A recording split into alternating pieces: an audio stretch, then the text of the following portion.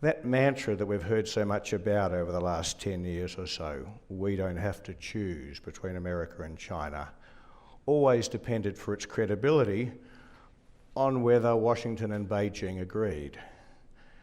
And if Washington and Beijing decided, or if either of them decided that we did have to choose, then we had to choose. And last weekend, if we'd been any doubt before, last weekend removed any doubt at all that, at least from Washington's point of view, and I also say from Beijing's, we do have to choose. We do have to make some choices. And the choices we're talking about are very big ones, because the US-China rivalry that we're seeing today, over which of them will be the primary power in the world's most dynamic region, is a very big strategic challenge indeed. It's the biggest challenge to Australia's strategic assumptions, I would argue, since the late 1930s, and that didn't end well. Now, it is, I believe, an oversimplification to see the choices which that confronts us with in the terms in which, for example, under relentless grilling from Tom Switzer on Sunday afternoon, the US Secretary of State characterised them as a choice between soya beans and security, a choice between the United States as our great ally and China as our great customer. It is true that there is a choice between prosperity and security in the way we manage this. But tonight I want to leave prosperity to one side. And I want to ask, what is best for our security? What choices do we face in terms of how best to manage our security over the years and decades to come in the light of this rivalry between the US and China? Is it best for us to support the United States in what appears to be its current policy of trying to contain China's challenge and restore the old US-led order which has served Australia so well? Or is it better for us not to support them and to try some other approach? I'll touch very briefly on what that other approach might be later. Now, just to be clear, this is not a conversation about what we'd like. If you ask me at least what I'd like American primacy in Asia to last forever. But what we need to have a conversation about is not what we'd like, but what we should prudently expect. And I don't think we can prudently expect that supporting the United States in the policy that it currently appears to be pursuing is the best way for us to proceed. And there is two reasons why I think that. The first is that I don't believe the United States itself is committed to it, and therefore it won't work. The second is that even if the United States is committed to it, it won't work, and it will lead to a disaster. Let me analyse those two, explore those two propositions in a little bit more detail. Why do I say the United States is not really committed to the policy of containing China and restoring the US-led order? Well, it's easy to assume it is, partly because they say so. That's what Secretary Pompeo, for example, was saying over the weekend. But I do tend, as a point of methodology, to discount what countries and their leaders and their political representatives say and look more carefully at what they do. So a stronger reason as to why the United States should be committed to preserving its leadership in Asia is that it's always done so before.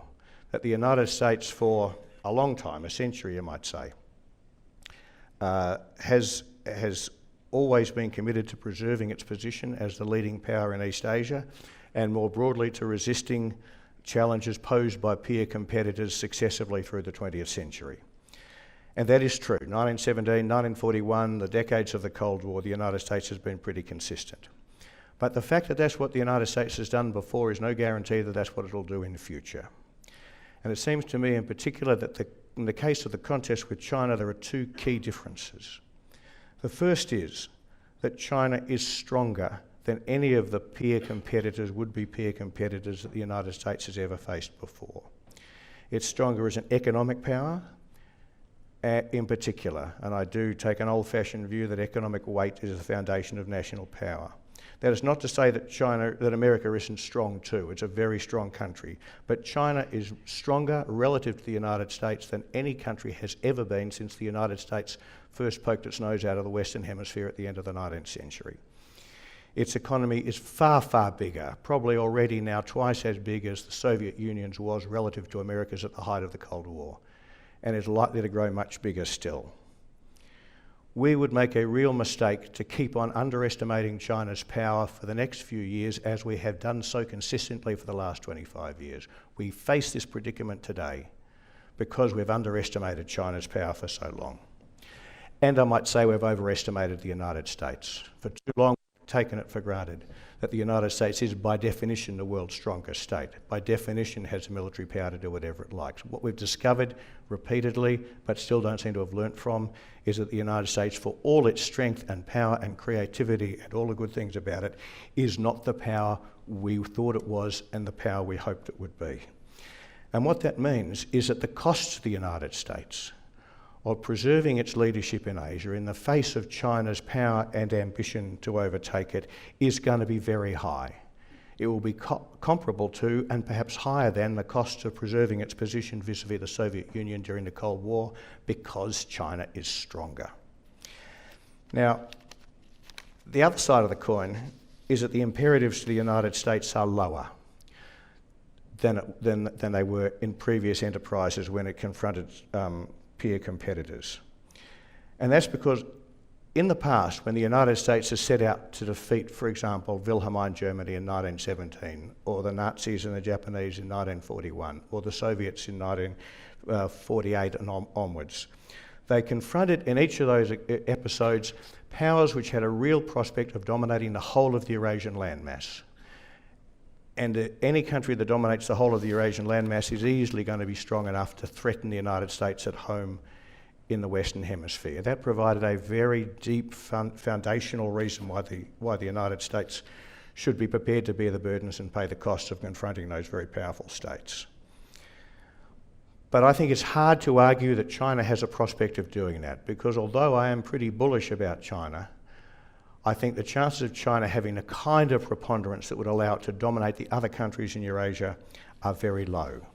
Therefore, the chance of it being able to dominate Eurasia and threaten the United States at home in the Western Hemisphere are very low. And therefore, the chance of the United States having the will, the motive, the purpose to pay those higher costs and risks in order to confront China in East Asia, to prevent China becoming the primary power in East Asia, is pretty low.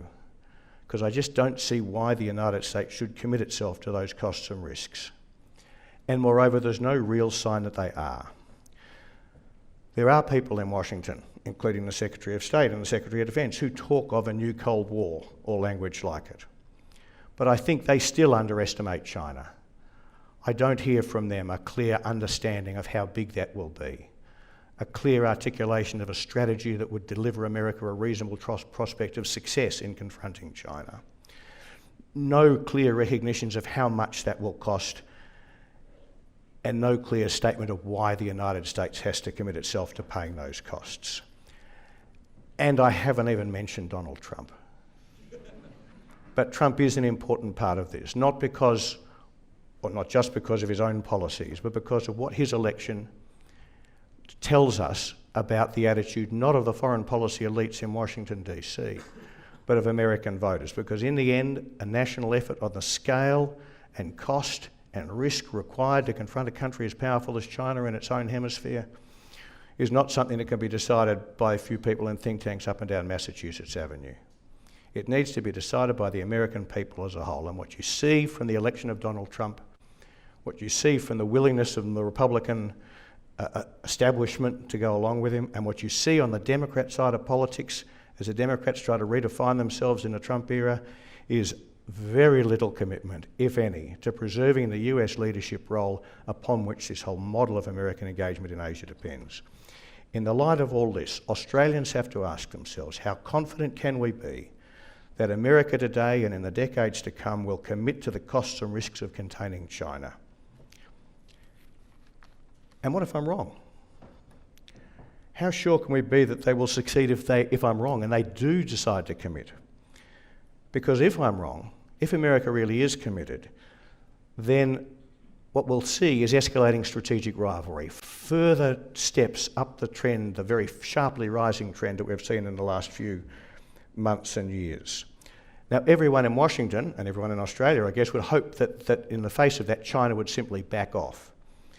But I think that underestimates China again. The balance of resolve favours China for the simple geographical reason that the contest we're talking about is one in East Asia. If the contest was in the Western Hemisphere, I wouldn't give China a chance. But in China's backyard, where the balance of resolves is so strongly shaped by geography, I think the chances of China backing off before America does are very low. That means if America sticks to the commitment, the chance of war goes up.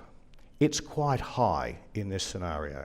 Over an issue like Taiwan, in a sense, it doesn't really matter what the issue that starts it is. What's important is that the US and China will find themselves fighting a conflict whose essential driver is the question as to which of them is the primary power in Asia, a very old-fashioned conception of a hegemonic war. If that happens, America will not win easily. In fact, I think the chances are America will not win at all. It won't lose. In a sense, the PLA is not going to march down the Constitution Avenue in the United States, but it will not win. And in failing to win, in failing to resolve, the old order in Asia will be destroyed anyway. Moreover, the chance of that conflict escalating to a nuclear conflict is quite high. And the chance of that becoming a full-scale nuclear exchange is quite high. So if I'm wrong, if America is committed, that leads Asia and Australia directly to what looks to me like a very serious catastrophe. In neither case, whether America's committed or it isn't, are Australia's security interests served by supporting and encouraging current US policy. So will we anyway? I've just explained what we should do. What will we do? Well, I don't know, actually. It's very easy for us to keep trying to slide along as we're doing at the moment without making a choice on this, being actually systemically duplicitous, telling the United States that we are supporting them and telling the Chinese that we're not. That is Australia's policy today. I think whether we can resolve that, whether we can come out and actually say, no, we're not going to go down this path the United States is talking about following, is going to be hard. It's very easy to slide into supporting the United States through timidity and a lack of imagination. It's easy to say, we have no choice, as people keep on saying. That's simply wrong. We do have a choice. We do have a choice. We haven't yet made that choice yet. But what is notable to me is that Australian government so far, including the present government, have so far failed to endorse the American designation of China as a strategic rival. They haven't done so yet, not I think because of a kind of strategic argument I've just unfolded, but for the simpler reason, going back to Mr. Pompeo, of fear of China's anger and what it would mean for our trade relationships. But I think what that shows is they're still hoping to muddle through. And I think this is true of both sides of politics. And that does remind me of the 1930s, because if you look at what Australia did as things darkened in the late 1930s, Australian political leaders recognised that the Singapore strategy, the continuing dependence on the United Kingdom, to which we were so heavily committed, was not working. But we simply couldn't imagine doing anything else. And so we slid into the fall of Singapore and the biggest catastrophe in our national history. So what should we do? Well, two possibilities. One is that we should go back to the United States and say, we don't think the policy you're working on at the moment is going to work. But we can encourage them to develop one that will. And it is possible to imagine a US policy which recognised China's growing power, which was sustainable at a level of effort the United States is prepared to commit.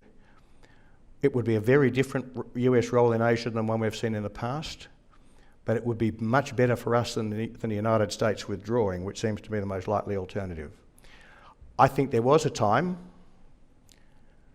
around about 2012, when Australia could have done that, could have gone out there and argued for that different model. And if you look at, for example, at what Lee Hsien Loong was talking about in his big speech in Singapore on the 1st of June this year, that was the kind of thing he was talking about. And we could do that, and maybe we should. But I'm here to tell you, I think the time has passed. I think the chances of that succeeding is now very low. So what should we do instead?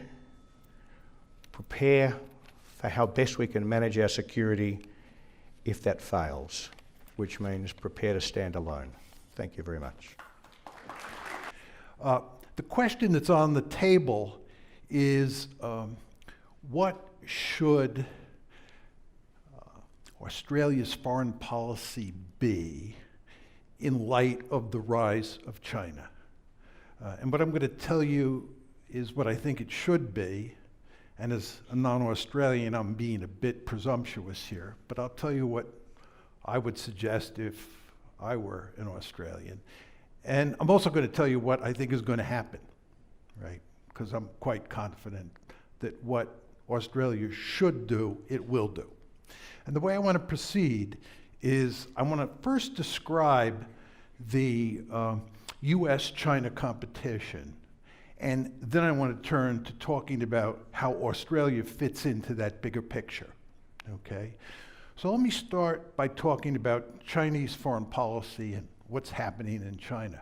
My basic assumption here is that China is going to continue to grow over time. Okay? It's very important to understand that that's an assumption, that China will continue to grow. And my argument is that it will turn that economic power into military power, and it will try to dominate Asia the way the United States dominates the Western Hemisphere. To put it in slightly different terms, what China's going to want to do is be a regional hegemon, like the United States is in the Western Hemisphere. It's going to want to be much more powerful than all of its neighbors. What China's going to want to do, and it's a smart thing from China's perspective, is maximize the power gap between it and Japan, it and India, it and Russia. You want to be, as we used to say when I was a little boy in New York City, the biggest and baddest dude on the block. You want to be really powerful. That's the first goal. The second goal, for China's perspective, is to push the Americans out of Asia. You know, we Americans have what's called the Monroe Doctrine. We do not like the idea of other great powers from places like Asia or places like Europe coming into the Western Hemisphere. We want to dominate the Western Hemisphere by ourselves. My view is that China is going to want to dominate Asia, especially East Asia, and it's not going to want the United States on its doorstep. And I don't blame them at all. I think from China's point of view, this makes perfect sense. The best way to survive in the international system is to be a regional hegemon. So I think as China gets more and more powerful, it's going to push in that direction. Then the question you have to ask yourself is, what is the United States going to do? The United States is not going to let that happen. Or at least it's going to try not to let that happen. We're going to get right up in China's face, and we're going to tell them, you cannot be a regional hegemon. We're going to pivot to Asia, and we're going to do everything we can to prevent that from happening. The historical record on this issue is quite clear. You alluded to it in his comments. The United States went to great lengths to contain and then put 4 different potential peer competitors on the scrap heap of history in the 20th century. First, Imperial Germany. Second, Imperial Japan. Third, Nazi Germany. And 4, the Soviet Union. We went out of our way. We went to great lengths. We paid a great price to make sure that none of those 4 countries dominated either Europe, Asia, or Eurasia. We do not tolerate peer competitors. So you can rest assured that as China attempts to dominate Asia, and mainly East Asia for starters, we will go to great lengths to prevent that from happening. And we will go to great lengths to organize a balancing coalition in this area of the world so that others are with us. Now, some people believe, and I think this is clear in Hugh's comments, that the United States is not up for the task. And there's sort of 2 arguments here. One is public opinion in the United States. We're tired of global leadership, and we won't be here. We're worn out. And then the second argument is we just don't have the wherewithal to do it. we're dealing with Godzilla, and there's no way the United States, the poor, pitiful United States, can deal with a power as great as China. First, with regard to public opinion, there's no question the American public is worn out, tired of these, what we call forever wars in places like the Middle East. That's true for sure. But the fact of the matter is, even though the American public is worn out, we continue to fight those wars. And we still are operating all over the globe. And our commitments have actually increased since President Trump took over. And there's no evidence that we're leaving East Asia.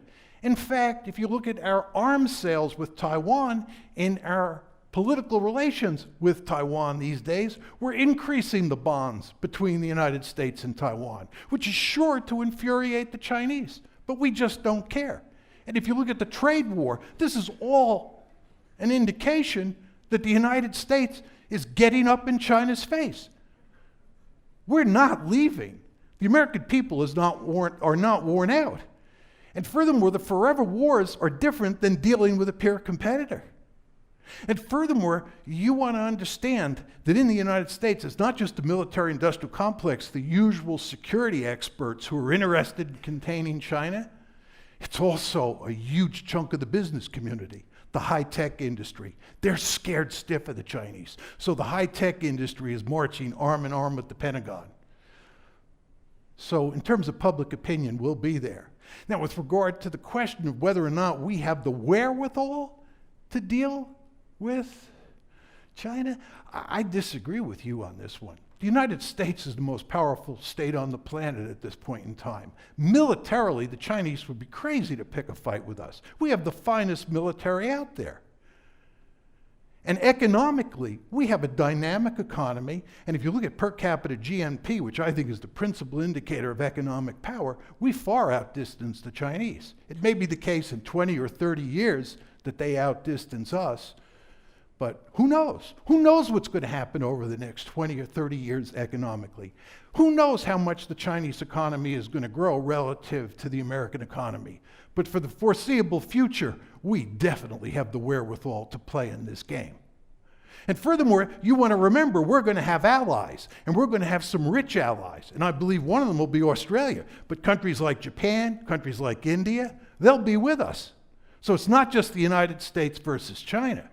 It's the United States and some powerful allies versus China, right? So I think that, we're in the game. But let's assume that you is basically correct and China becomes much more powerful, or China is much more powerful than the United States. You want to remember that during the Cold War, when the Soviet Union was at its height of power, it had only 30% of the wealth that the United States had. 30% of the wealth. And we still had an intense security competition from 1947 to 1989.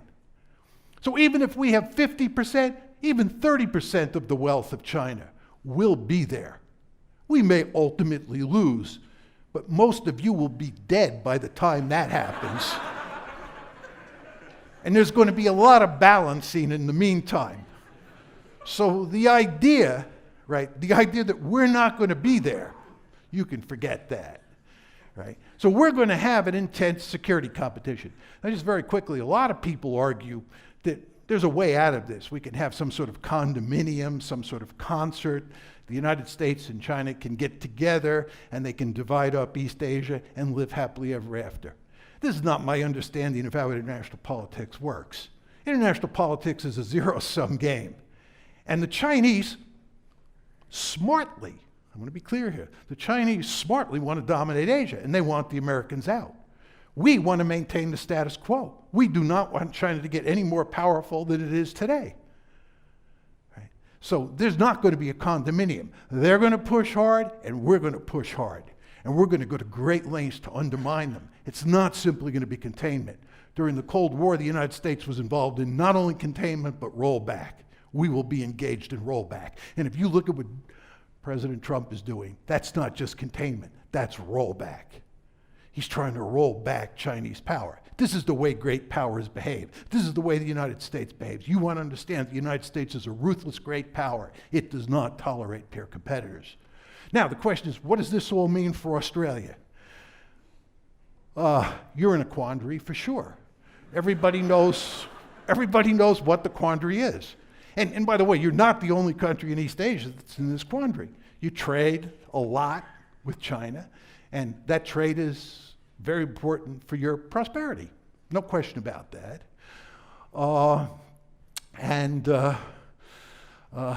Security-wise, you really want to go with us. It makes just a lot more sense, right?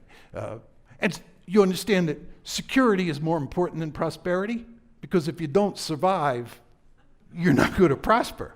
Survival is of the utmost importance because you can't pursue any other goals if you don't survive, right? So security's got to be number one. So you'll sacrifice prosperity for security, right? That's what will happen. That's why you'll be with us.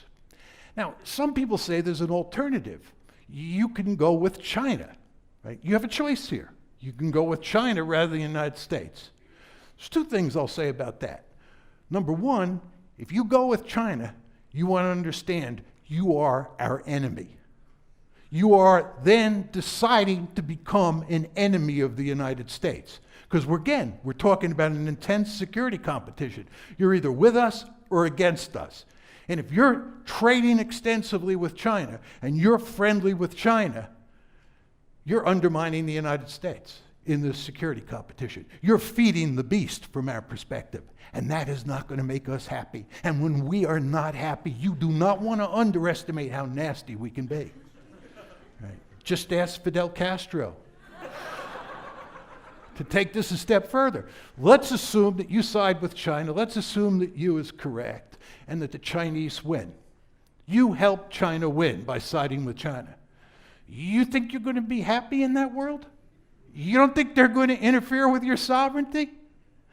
You got to come over to the Western Hemisphere, go down to Central America, go down to South America, and ask those countries down there how they like living with the United States of America.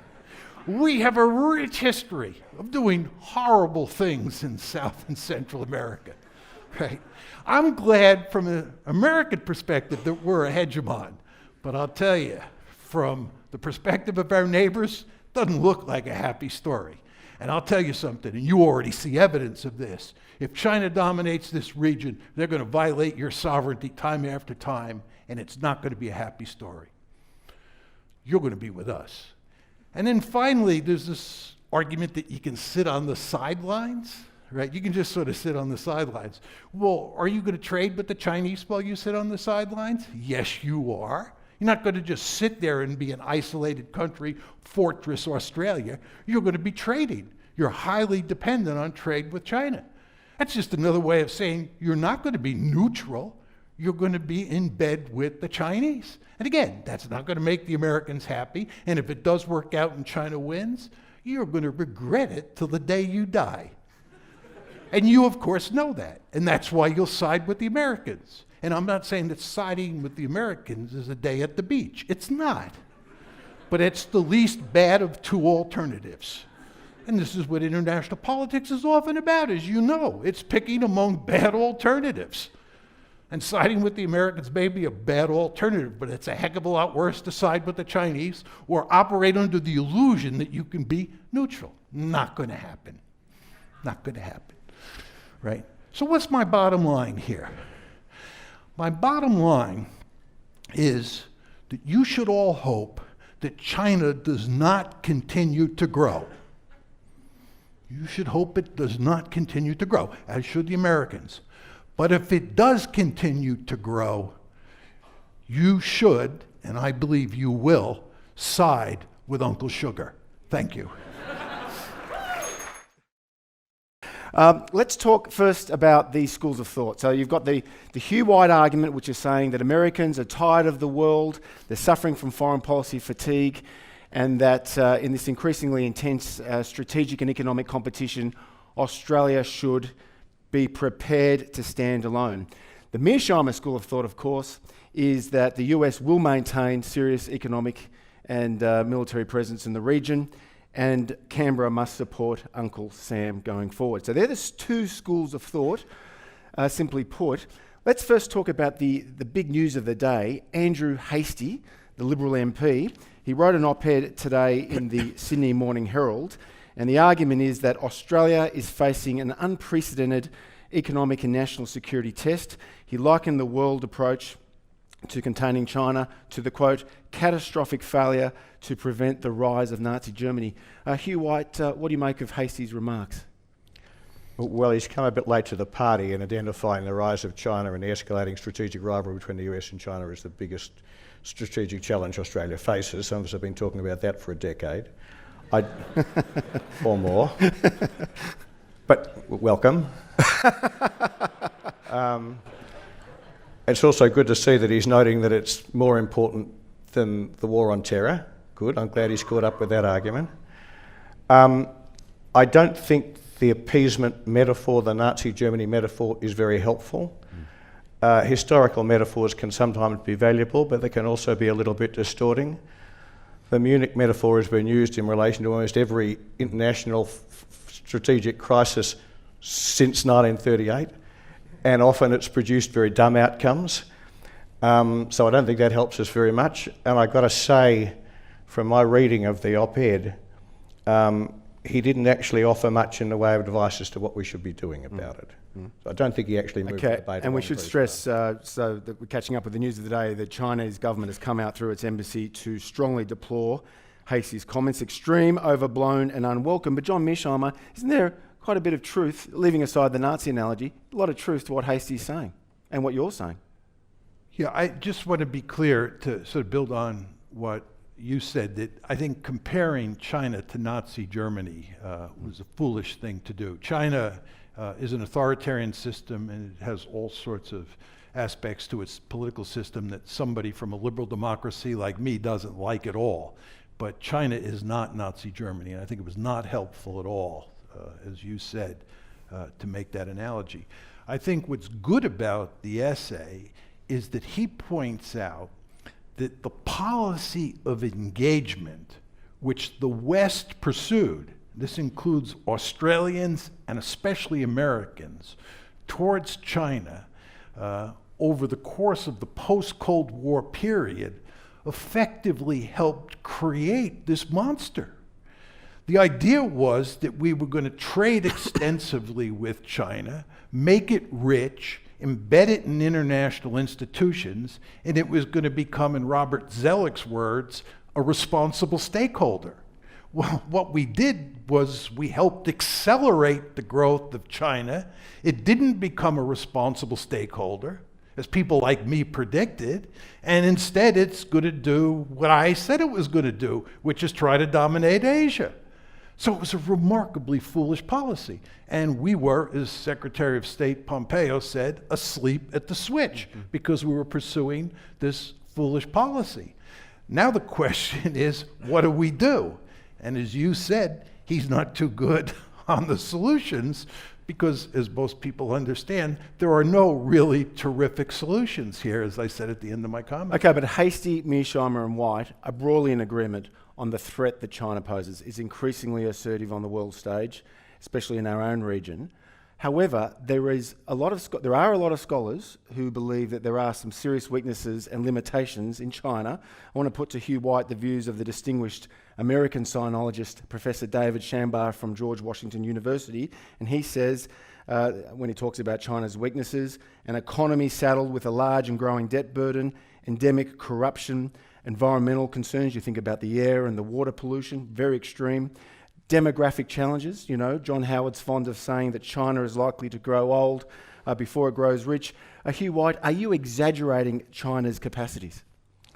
Well, it's just worth bearing it. I've got a lot of time for David Shambar, old and dear friend, very fine China scholar, but it's just worth making the point that precisely that list of points that you read out have been said about China every single year since it started growing. And as I said in my remarks earlier, we have consistently underestimated China's capacity to work through its problems and to keep the economy growing. And I think one of the reasons, as John said, one of the reasons why people have underestimated China as a strategic challenger, and one of the reasons why I've taken a different view for a long time, is that they've tended to convince themselves that somehow China would solve our problem for us by screwing it up. And they haven't so far. Well, that's not to say they won't. It's not to say they won't in future. All sorts of things could go wrong in China. But I would just make this observation. The strategic weight, the economic weight that gives China the capacity to pose this very significant challenge to American leadership in Asia is not something that's predicated on its future development. It's already, today, far bigger relative to the United States than any country has ever been. Its GDP measured in PP terms is already bigger than America. So even if China flatlines from here, which is very unlikely to do, it will still be in a position to pose a more serious challenge to the United States than any of those previous peer competitors. Okay, but it's not just David Shambar. There's a sense of history here. Owen Harries, head of policy planning in the Department of Foreign Affairs in the Fraser era, a big figure in Canberra 4 decades ago, and former senior fellow here at CIS, he points out that in the past century, China has experienced the collapse of a traditional regime, warlordism, civil war, invasion, a famine that killed millions and mass terror in the form of the Cultural Revolution, and of course the dramatic socio-economic changes of the last 4 decades. John Mearsheimer, surely such a power is not wanting to be expansionist because it's got so many of these challenges at home and the history there. How would you respond to Owen Harries? No, the point is that China, when it was weak and it was suffering in the various ways that Tom just described, was victimized by other great powers. The Chinese talk about the century of national humiliation. China was a very weak country, and when it was weak, it was victimized by the United States, the Japanese, and the European great powers. The lesson that the Chinese have taken from that, which I believe is the correct lesson, is that you want to be extremely powerful, and you don't want any rival great powers in your region of the world. And that's why I believe the Chinese, as they now begin to grow economically, are bent on establishing regional hegemony. You know, I'm an American. The United States is the only regional hegemon in modern history. How many Americans do you think go to bed at night worrying about being attacked by Canada or Mexico? The answer is none. We have the ideal geostrategic situation. We have Canadians to the north, Mexicans to the south, fish to the east, and fish to the west. That's what you want, right? The last thing you want to do is live next to other gorillas because they may invade you. And if those economic problems that you describe do manifest themselves, you can rest assured that your neighbors will take advantage of you. So I think it makes perfect sense for the Chinese to try to dominate Asia. But you want to remember, it makes perfect sense for us and for you to go to great lengths to not let that happen. Okay, so just assume you're both right that China's rise will continue unabated, and that's the consensus here. I'm an agnostic on that. I want to be clear. Yeah, that's right. But just assume you're right on this question, that China's rise will continue unabated. The consensus in Canberra, both major parties, for some time now, believe that we can ride 2 horses simultaneously. We can continue to have the security umbrella with the Americans and to trade. And definitely, I want to ask you, because this wasn't spelt out in your talk, Hugh, why can't we just continue to have the best of both worlds in this increasingly intense strategic competition between Beijing and Washington? Well, because for exactly the reason that John explained, they're not going to let us. You know, the proposition we don't have to choose between America and China expresses a hope, not a reliable prediction. Whether or not we have to choose depends on them. If either of them says we have to choose, then we have to choose. And what we heard, what you heard from Pompeo over the weekend was the Americans saying, you have to choose. And what we heard from Beijing's reaction to what he'd had to say, and for that matter, Beijing's reaction to Hastie's article today, was also, you have to choose. So the fact is, we are under increasing pressure to, from both sides, to in America's case, to support them as they push back against China. In China's side, for us not to support the United States as they push back against China. So I think it's going to be extremely impossible, really, for us to satisfy both at once. And that's the reason why the old sort of, ride both horses model is not going to work. Yeah, and on that note, John, a choice is inevitable. That's an agreement here. But as Hugh points out, and he's not alone, it's a common view in business circles in this country, that China buys double what our next largest customer, Japan, buys from us. The Chinese economy will grow much bigger than America's in coming years. I think Hugh points to federal Treasury predictions that say that China's economy will be 80% bigger than America's in 12 years. That's from the Commonwealth Treasury. Our China ties, this is a widely held view, saved us from the global financial crisis more than a decade. To a lot of Australians, the choice would seem clear, but your point is that security trumps trade. Explain. Well, I mean, when you're dealing with the business community, especially, which makes a lot of money dealing with the Chinese on the trade front, of course, they're going to want to maintain the status quo or maybe even lean towards China.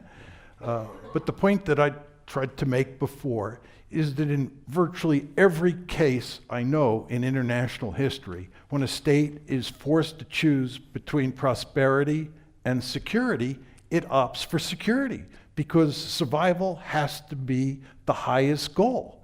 This is, in a way, a tragic situation for Australia. I fully understand that Australia wants to maintain the status quo.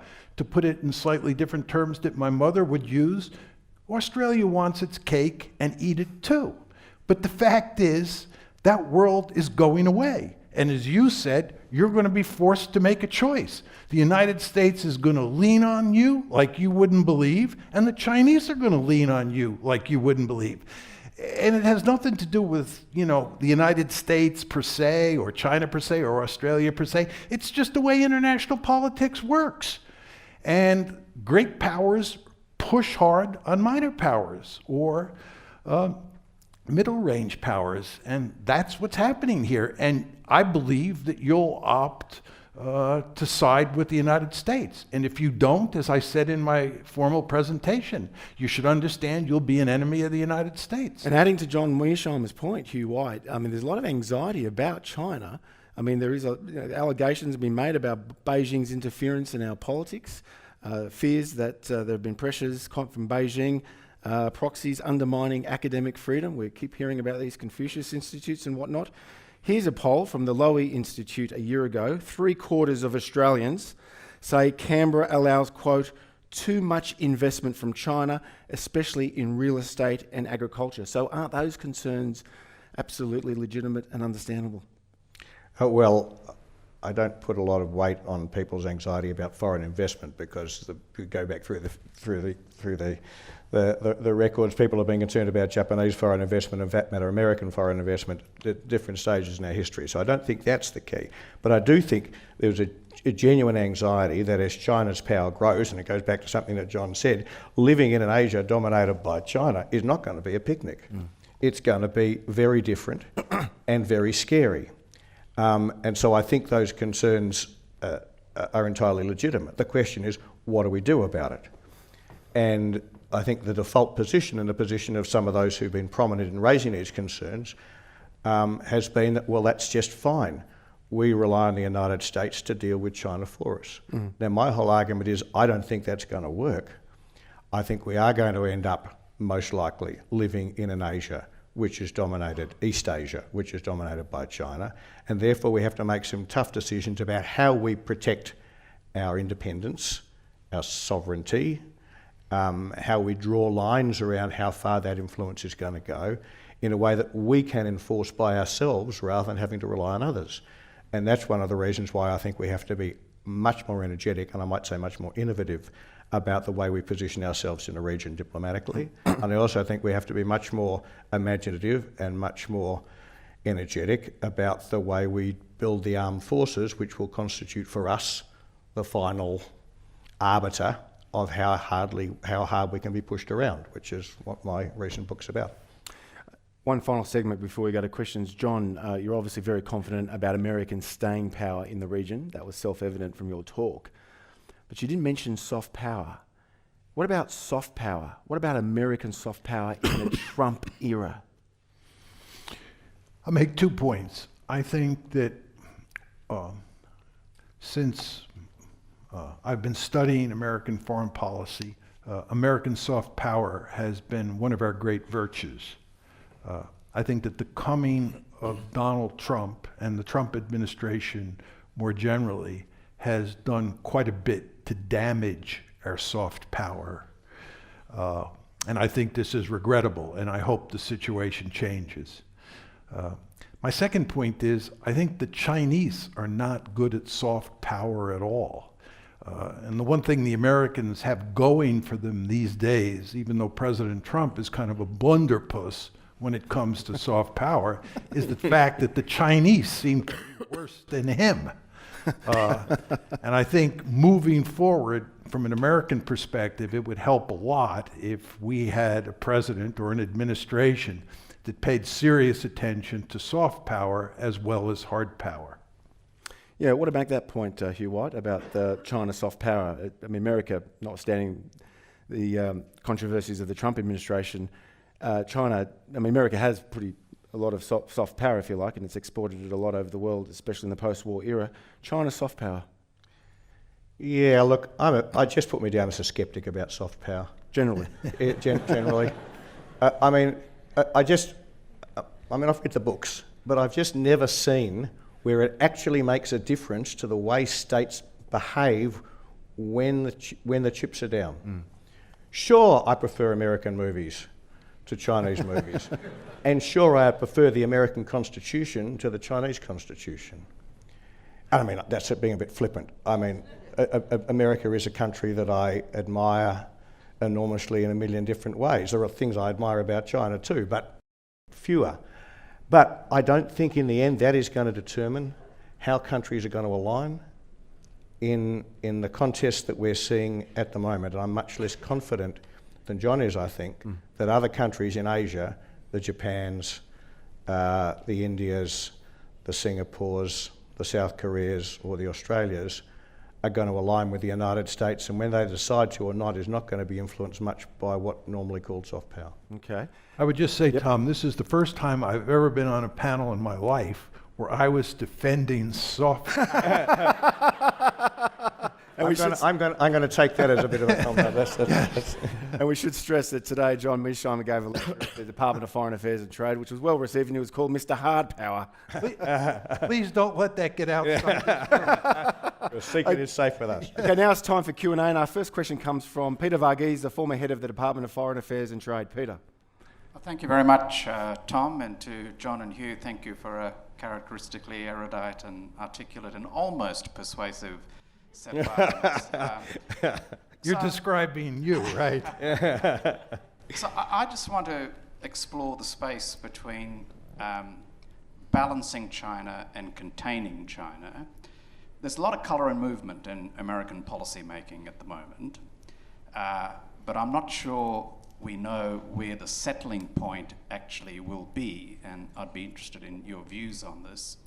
So Australia has adopted a position of engage and balance, and part of that is a judgment that we can't stop China's growth, but we may be able to constrain its behaviour through building up a balance of power, United States, Japan, India, Australia, maybe one or two others, which would mean that China didn't have carte blanche in its behaviour.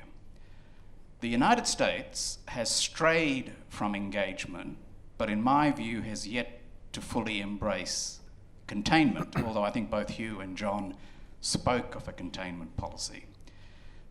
If the United States goes all the way to full-blown containment, by which I mean the decoupling of the US and the Chinese economies, the bifurcating of global supply chains, and the proposition that anything you do which strengthens the Chinese economy is contrary to core strategic interests, is that the point at which Australia and our ally part ways? Because it will, in my view, be quite an unacceptable policy framework for Australia to have to follow. Well, very good question. Of course, I'm not quite sure I buy your characterisation of Australian policy, because I think you characterised it as something in balance, engage in balance. I think Australia's policy has been engage and pretend. That is, pretend that China is not really a serious strategic rival of the United States. I don't believe any Australian government has ever articulated a clear policy in which we envisage a new order in Asia in which the US and China have a more equal and more balanced relationship. And I say that because that's a position that I have been arguing for, which I've never received any support from anyone in the Australian government for. So I think the foundation of Australian policy has been that we would hope the United States would contain China and therefore allow us, China would back off from its challenge and would allow us to continue to rely on China to make us rich and America to keep us safe. The second point is, I'm not sure I share your characterisation of the US policy. I think I agree, there's a lot of colour and movement in the United States policy at the moment. On the one hand, we see coming out of the foreign policy establishment a very clear suggestion, I'm not going to use a stronger word than that because I don't think it's yet a policy really, of which I think is containment. And I mean, it's not a coincidence that the phrase the new Cold War has received such prominence in the way in which that's discussed. And if you look at the language, for example, well used by Pompeo and co. In Sydney, the big Pence speech at the Hudson Institute in October last year, this looks to me like a containment policy. And if that is what the United States pursues, as I said, I think it'll be extraordinarily hard for Australia to follow it. I also think it will be disastrous because, unlike John, I don't think it's going to work. And I think it is likely to lead to A, a very divided Asia, but B, a high chance of a catastrophic war. So I think there is a place for Australia to change its policy, to argue to the United States that it should adopt a balance model. But I think that's not something we've done yet, and I think it's going to prove to be extremely hard to sell that to the United States. I can tell you from personal experience, if you stand up in a seminar room in Washington, D.C. and say that the United States needs to treat China as an equal, you get, gasps of disbelief or shown the door. This is not just something I think that's on an American political spectrum, and I think in a way, John's feisty presentation of American strategic psychology demonstrated that. And so I think it's much more likely the United States will either try and contain or withdraw. And I think, because I don't think it's serious about containment, I think it is likely to withdraw, which is why I think we have to think how we can manage that. John Mearsheimer. Yeah, I think that engagement and containment are two mutually incompatible strategies. And what you did up until 2017 was pursue engagement and not containment. After Trump was elected and came into the White House and got his sea legs, he abandoned engagement and he moved to containment. And in fact, as I said in my comments, it's more than just containment, it's actually rollback as well. Australia, on the other hand, doesn't want to engage in containment. You want your cake and eat it too. And you want to continue to engage with China. And your basic view is, if you're unhappy with the United States, because the United States is now addicted to containment, well, you'll part ways with the United States and you'll side with China against us. And as I made clear before, good luck. Okay, next question, and please identify yourself before you ask the question. Thanks so much. My name is Joseph. I'm a PhD candidate at the Australian National University College of Law. I frame my questions from the Chinese perspective. From the Chinese perspective. That's right. Now, our Prime Minister, the Australian Prime Minister, recently stated that, and I quote, "The US is our friend, China our customer." For the Chinese, such a statement is deeply offensive. Why? Because they consider their customers their friends too.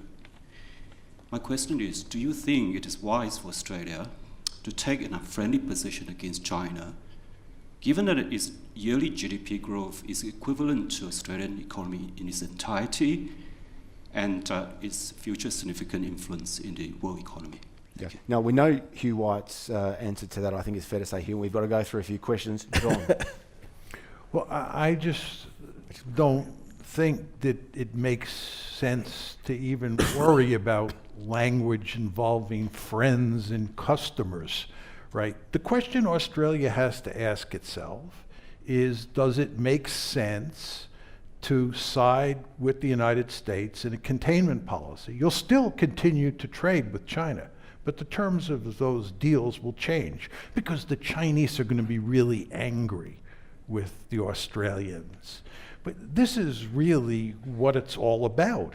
You know, in talking about customers and friends and so forth and so on, it doesn't mean much in my mind. The Australians and the Americans, in my opinion, are going to come together not because they're friends, not because they have the same values. I mean, that will matter a bit.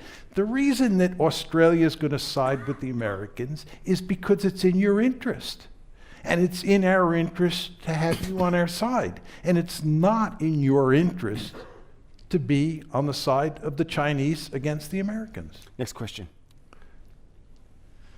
Hello, my name's Kyle. I'm from the Australian Public Service. For a long time, the Australian government had its cake and eaten it too, dealing with both China for economic reasons and the US for military reasons. For how long can this continue?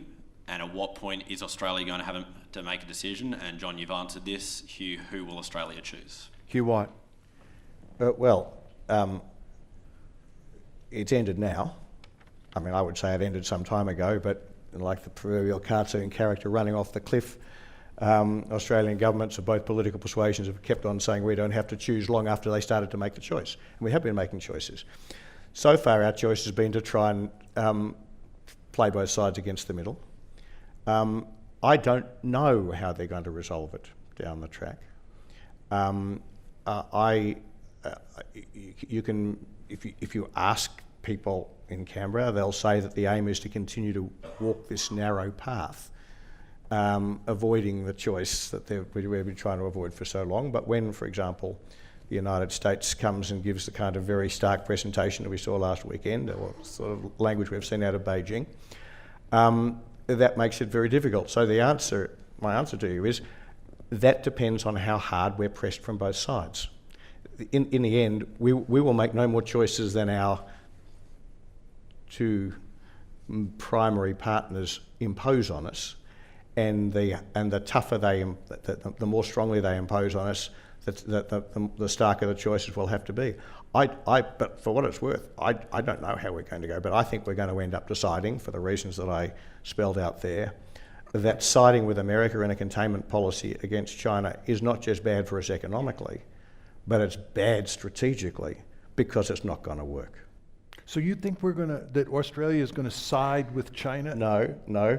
There's all the difference it's a very important point though. All the difference in the world between siding with China and not siding with America. Now, I know... Who are you going to side with? God? We'll side with ourselves. That's the point. That's the whole point of the story. But you said that the United States and China will both put tremendous pressure on you to pick sides. Yes. And you think you can avoid picking sides? Oh, yes, I think we can. But the other thing, remember, the core of my argument is I think the United States is going to bug out. The big difference between us is that I think the United States is going to withdraw.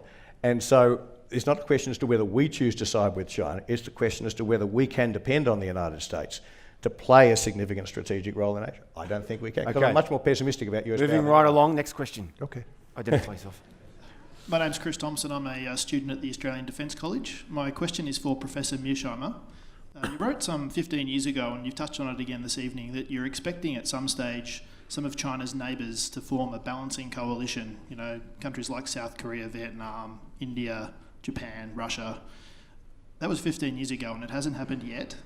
What gives you such confidence that a balancing coalition might emerge in the future? Well, this gets to one fundamental difference between me and you. You think that China right now is an incredibly powerful country, and I think it's nowhere near as powerful as he makes it out to be, but might be over time. And the argument I would make is that we are early in the game. There's all sorts of evidence of the balancing coalition beginning to form. It's not like it's completely absent. If you go home and you Google India-Japan relations, you see that the Indians and the Japanese have been doing all sorts of dealings with each other to deal with China. So it's beginning to form, and the Americans are out here. Pompeo was in Australia for exactly this reason. But my view is it's early in the game. And that's why you don't see a concrete balancing coalition in place yet. But I do believe it will form. Okay, following on from Chris's question though, Thailand, which is one of the 5 US treaty allies, am I right in saying it's been buying Chinese submarines? So that can't give you much confidence, following on from Chris's question. Well, there are a number of other examples that make one nervous. If all you have to do is look at the Philippines and how the Philippines have been behaving towards the Chinese.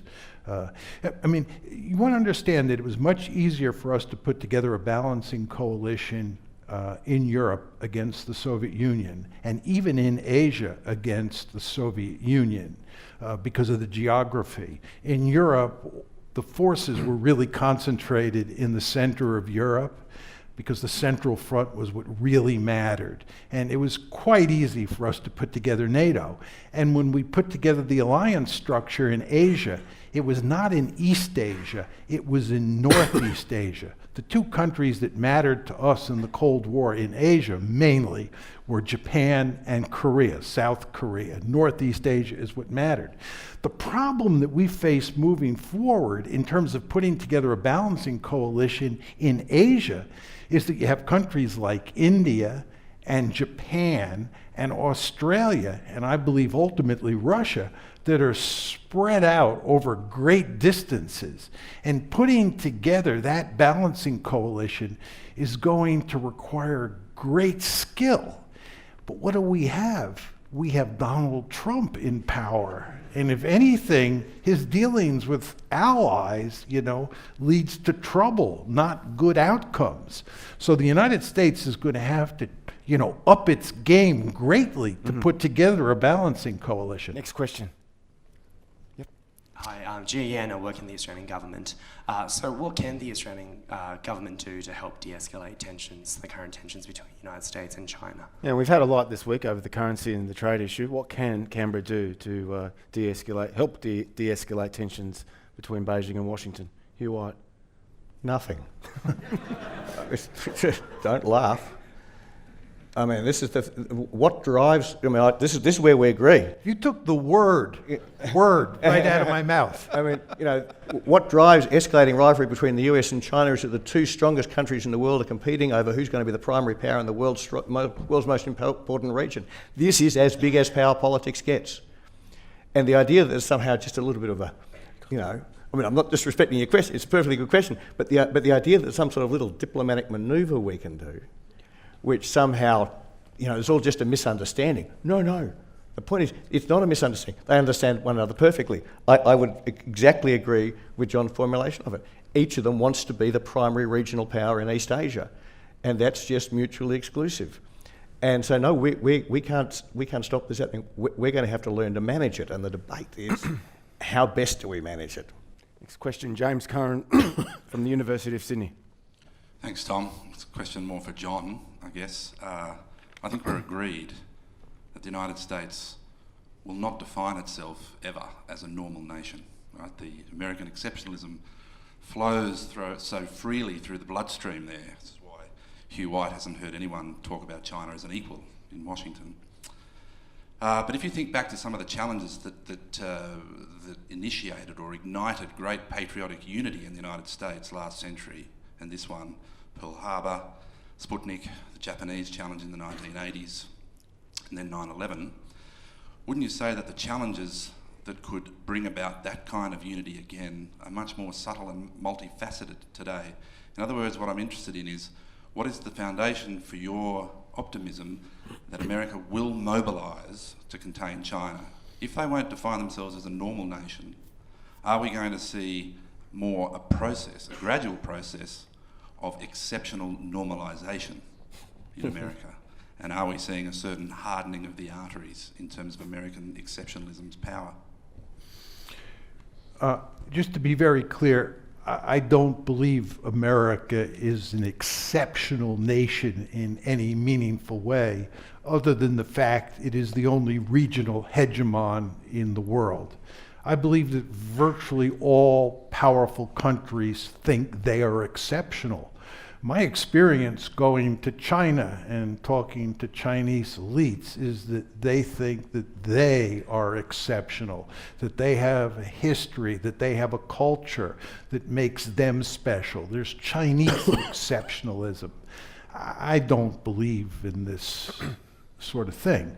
But nevertheless, it is very important for elites to talk about exceptionalism for the purpose of mobilizing the masses to support foreign adventures. And what is going to happen here, this is embellishing on my earlier points about public opinion, is that the elites in Washington and New York will go to enormous lengths to portray the Chinese as the greatest threat the world has ever seen. And they will say that we are weak and we are vulnerable and we have to do X and we have to do Y. And they will play the exceptionalism card like you wouldn't believe for purposes of mobilizing public opinion. And this is one of the reasons I don't think there's any reason to worry about America's staying power from the perspective of the public. It's easy to manipulate the public with all of these ideas like exceptionalism. Okay, well, let me put to you, John, Robert Gates, the former Defence Secretary in the Obama and the Bush administration. He says, quote, "I think the greatest national security threat to this country, America, at this point, is the 2 square miles that encompasses the Capitol building and the White House." Now, to the extent that those attitudes prevail, doesn't that undermine a regional confidence in American staying power? But I think that you have to distinguish between foreign policy and domestic politics. There's no question that there's a huge red-blue divide that you've all heard about inside the United States, but it applies mainly to domestic politics. It doesn't apply to foreign policy. It's not like the foreign policy of liberal hegemony that we pursued from 1990 up to 2017 was a Democratic Party policy or it was a Republican Party policy. Both administrations pursued the policy. The Republican Party and the Democratic Party is Tweedledee and Tweedledum when it comes to American foreign policy. And Donald Trump, you want to remember, he ran against that foreign policy in the Republican primaries, where he swept the table, and then he ran on that platform against Hillary Clinton, where he defeated her. He was arguing that the foreign policy that both the Republicans and the Democrats had supported, liberal hegemony, was bankrupt. We had a consensus, and we're going to have a consensus on China, in large part because it's not just the military-industrial complex that wants to get in China's face, it's also the high-tech industry. You cannot underestimate the importance of that basic fact. The Chinese, a number of years ago, came out with this blueprint called China 2025. And they said that when 2025 comes around, we are going to dominate things like telecommunications, artificial intelligence, and so forth and so on. This scared the living bejesus out of Silicon Valley. The high-tech people understood this would be disastrous for them. Furthermore, this has huge national security consequences. It's imperative that we, the United States of America, be on the cutting edge, not the Chinese, of all the leading technologies in the world. So we have this entire high-tech industry working arm in arm with the Pentagon to deal with China. Yeah, it's an interesting observation because in Australia, the business community is broadly united, but you're saying in the business community in America, they're divided over this question. Yeah, well, in the United States, the finance people want to do deals with the Chinese. So the finance people are not heavily in favor of containment. And here in Australia, you have a huge finance community and not much of a high-tech community. And not surprisingly, those people in finance want to do deals with the Chinese. Next question. Hi, John and Hugh. I'm an international security student at the ANU, and my question is for John. You made it very clear where you stand on Australia and being neutral in this topic. But in your words, Australia would still be in bed with China. But isn't that what we're sort of doing at the moment? So what's to say that the US, that we're already not one of the enemies of the US, as you said, and that with the snap of their fingers, they won't turn on us, and that we shouldn't at all entertain the idea of standing alone? I'm not sure what the question is. You're saying that what is Australia's position today? My question is more that, as you said, if we are to be neutral, that we would still be in bed with China. Yes. But isn't that what we're sort of doing? Because we engage so much in trade with China? This economic interdependency that we have now will more likely continue. And to the extent that it does continue, doesn't that mean that eventually we'll move more closer to the strategic orbit of China? The United States is going to force you to choose sides, and the Chinese are going to force you to choose sides. You can't, this is my argument, you can't remain neutral. I fully understand that what Australia would like to do is maintain the status quo forever.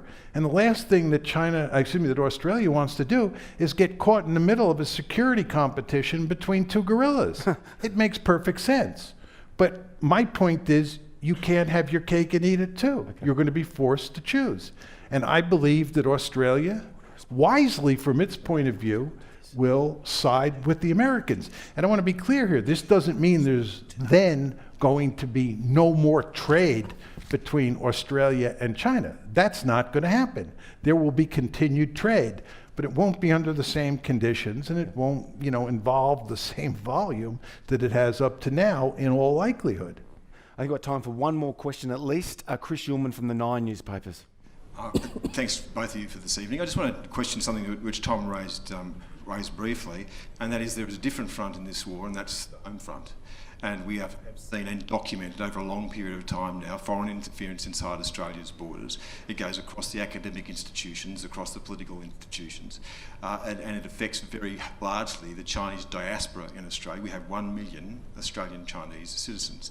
So when you're talking about this international strategic competition, what does Australia do and the United States do on the home front? Hugh White.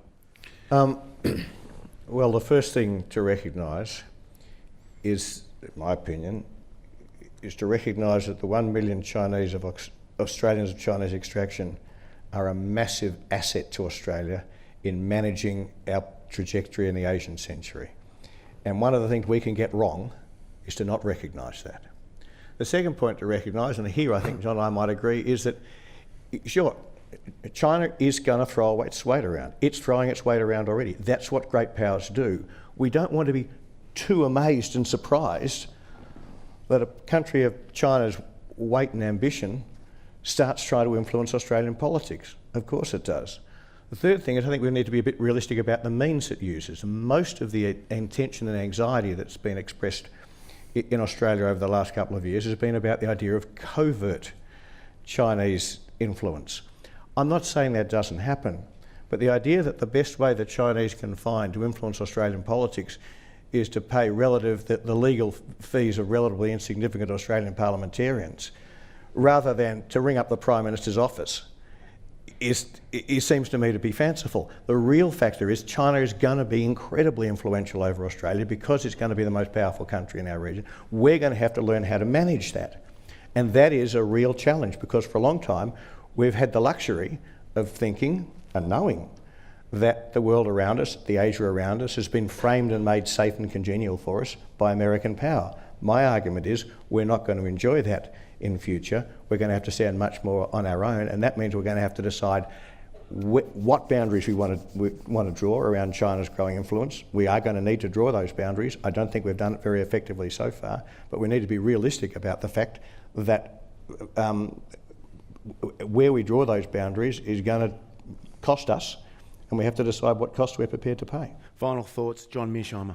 Yeah, I would just say, generally speaking, great powers make a habit of interfering in the domestic politics of middle-range powers and minor powers. And here you have a situation where China cares greatly about breaking up the balancing coalition that the United States is trying to put together. The Chinese are not fools. They understand what's happening here. The Chinese have a deep-seated interest in making sure that Australia does not side with the United States, and if anything, sides with China. And one set of tools that they're going to use to achieve that goal is to interfere in the politics, the domestic politics of Australia. So what is happening now is hardly surprising. The problem with the Chinese is that they're heavy-handed. They're not sophisticated at employing soft power. The United States, when it comes to dealing with most countries, is more adept at manipulating those other countries' domestic politics than China is. So I think what you can expect is more interference over time. And of course, this will lead to more pushback from Australia. And in the end, I believe it will lead to significant amounts of alienation among the Australian people toward China. John, thank you, and thank you, Hugh. Now for the vote of thanks. Anastasia Lin is a Canadian actress based in New York. She's been a regular critic of the Chinese government, and she writes regularly in many prestigious publications, most notably the Wall Street Journal. In 2015, she won the Miss Canada World title, beauty pageant, and she spoke in harsh terms about the Chinese government's human rights record. In response, Beijing denied her a visa to compete in the Miss World competitions in China of that year in 2015. Within days, she was a front-page story in the New York Times. She received many favourable editorial treatment in the Washington Post, and there were several feature articles in the Wall Street Journal. Anastasia Lin is the CIS 2019 Scholar in Residence, and I'd like you all to welcome her to give the vote of thanks.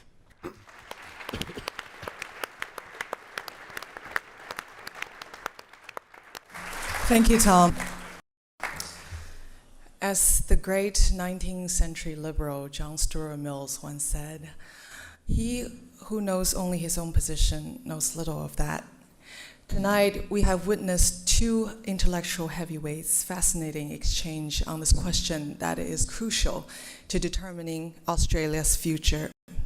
We heard powerfully and coherently from Professor John Mearsheimer why it is in Australia's survival interest to side with the United States, and from Professor Hugh White why Australia has a choice in the struggle between the two giants. Now, as someone who has lived under that authoritarian regime and whose family continues to suffer because I've exercised my right of freedom of speech as a Canadian citizen, I would like to remind everyone that the exchange we have seen tonight for Chinese people, for people in that world, it is a luxury, and it is a freedom that is worthy of being preserved.